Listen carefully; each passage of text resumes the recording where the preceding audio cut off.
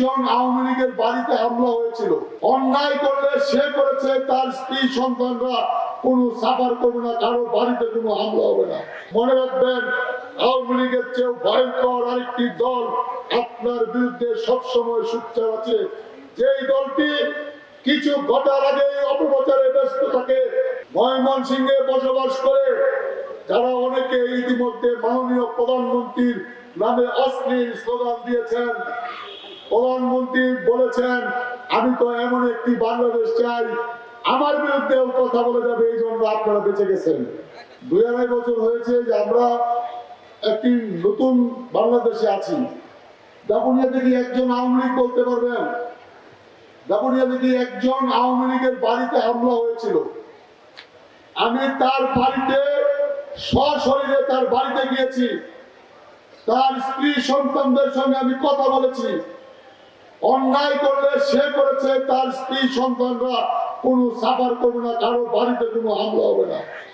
ওই দিনকার পরে দাপুনিয়ায় যারা 17 বছর আমার সহকর্মীদেরকে জেল খাটিয়েছেন, আমার বহু সহকর্মীরা 2টি ঈদ জেলখানায় করেছেন, আমার বহু সহকর্মীদেরকে বাড়ি থেকে টেনে জেলে নেওয়া হয়েছে।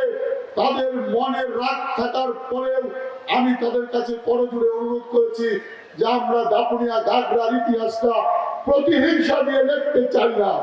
আমাদের সামর্থ্য থাকলেও আমরা কারো উপর প্রতিহিংসা করতে চাই না। এই 17 বছরে জেল কেটেছেন, মামলা খেয়েছেন, স্ত্রী সন্তানের সঙ্গে বাড়িতে থাকতে পারেন নাই, কিন্তু আজকে আপনি দলের জন্য বোঝা হয়ে গেছেন, জনগণের চোখে বোঝা হয়ে গেছেন। আপনি কিন্তু আমাদের সহকর্মী আর থাকতে পারবেন না।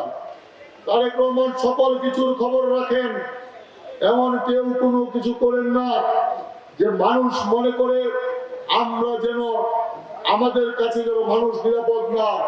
মনে রাখবেন, আওয়ামী লীগের চেয়েও ভয়ঙ্কর আরেকটি দল আপনার বিরুদ্ধে সবসময় সোচ্চার আছে। যেই দলটি কিছু ঘটার আগে অপপ্রচারে ব্যস্ত থাকে। তারেক রহমানের নামে অশ্লীল স্লোগান দিয়ে কেউ যদি দাপুনিয়া বাজারের পরিবেশ নষ্ট করেন বা ময়মনসিংহের পরিবেশ নষ্ট করেন, সেজন্য কিন্তু আমরা দায়ী থাকবো না। এই পর্যন্ত বাড়বেন যেই পর্যন্ত আপনার পায়ের কদম পড়ে। ময়মনসিংহে বসবাস করে যারা অনেকে ইতিমধ্যে মাননীয় প্রধানমন্ত্রীর নামে অশ্লীল স্লোগান দিয়েছেন।